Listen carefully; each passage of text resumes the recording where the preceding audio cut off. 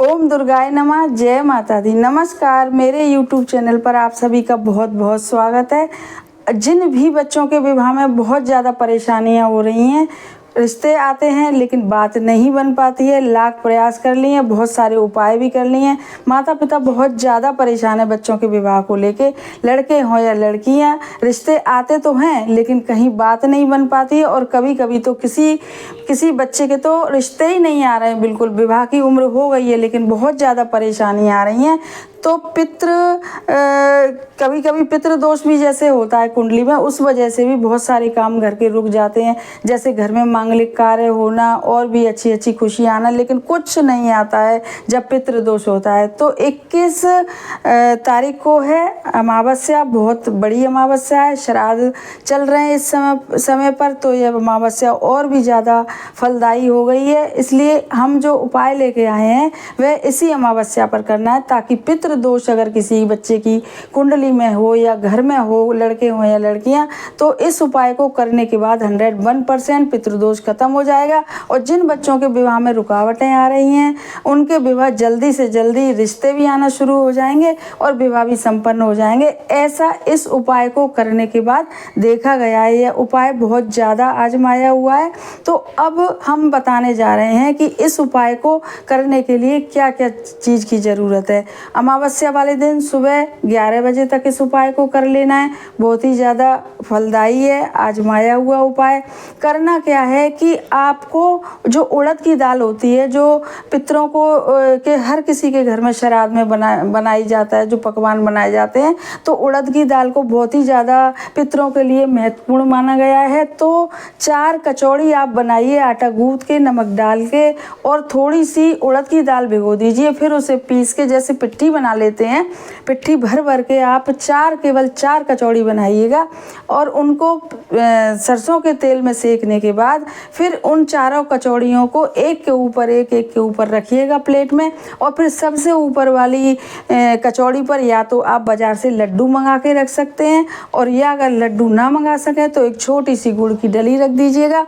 और एक बनाइएगा आप सरसों के तेल का दिया, और उसमें डालिएगा 1 चुटकी काले तिल, क्योंकि पितरों के उसमें काले तिल का बहुत ज़्यादा महत्व है। और बस आप ये सब सामग्री लेके और आप बैठ जाइएगा दक्षिण दिशा की ओर मुँह करके, क्योंकि पितरों की जो दिशा मानी गई है वो है दक्षिण दिशा।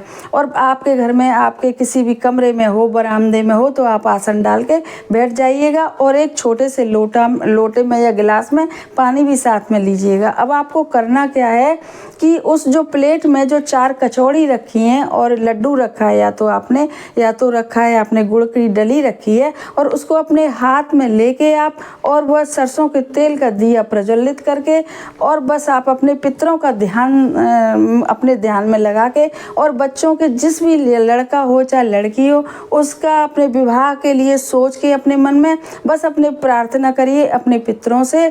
उसके जो प्लेट है जिसमें कचौड़ी रखी है और वो सामान रखा है जो गुड़ का डली है और वो है, और बस अपने पितरों से आंखें बंद करके आप प्रार्थना करिए कि हमारे घर में यदि पितृदोष हो या हमारी बच्चों की कुंडली में पितृदोष हो तो आप हमारे बच्चों पर कृपा करिएगा, हमारे ऊपर कृपा करिएगा। ऐसी आप प्रार्थना करके, और उस जो कचौड़ियाँ हैं उनको जिस भी बच्चे का विवाह नहीं हो पा रहा है उसके सर से 7 बार उतारा करके आप गाय को खिला दीजिएगा। ऐसा आप यदि करेंगे तो आप देखेंगे कि यदि आपके शहर में गाय नहीं है, बाय द वे बहुत सारे शहरों में गाय नहीं मिलती हैं, तो आप उन चारों जो कचौड़ी हैं और उनको प्लेट से निकाल के किसी पेड़ के नीचे रख दीजिएगा, तो कोई भी पक्षी है या कोई जानवर है वो खा जाएगा। वैसे तो सही यही रहेगा, यदि आपको गाय मिल जाती है तो आप गाय को खिलाइएगा, और गाय को खिलाते समय भी बस आपके दिमाग में अपने बच्चों का विवाह ही चल रहा हो। इस उपाय को माताएं भी कर सकती हैं, और चाहे तो लड़कियां भी कर सकती हैं और लड़के भी कर सकते हैं। माताएं करेंगी तो बहुत ही ज़्यादा अच्छा रहेगा। तो आप इस उपाय को करिएगा, और जो गिलास में जो जल है उसको आप किसी भी पेड़ पौधे में सिरा दीजिएगा।